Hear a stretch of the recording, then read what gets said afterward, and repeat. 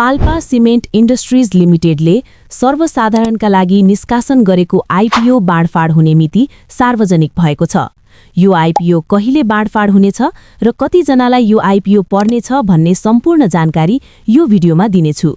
Video अन्तिमसम्म हेरिदिनुहोला। कम्पनीले यही फागुन 12 गतेदेखि 15 गतेसम्म 45 लाख किता आइपिओ सर्वसाधारणका लागि निष्कासन गरेको थियो। यस आइपिओमा कुल 25,15,686 जनाले आवेदन दिएका थिए भने 10-10 किताका दरले 4,50,000 जनालाई मात्र यो आइपिओ पर्नेछ। बाँकी रहेका 20,65,686 जनाको भने हात खाली हुनेछ। बिक्री प्रबन्धक नबिल इन्भेस्टमेन्ट ब्याङ्किङ लिमिटेडका अनुसार यो आइपिओ फागुन 28 गते बिहीबार बिहान 9 बजे बाँडफाँड गरिने भएको छ। के तपाईलाई यो आइपिओ पर्ला त? पर्छ जस्तो लाग्छ भने कमेन्टमा ओम लेख्नुहोस्।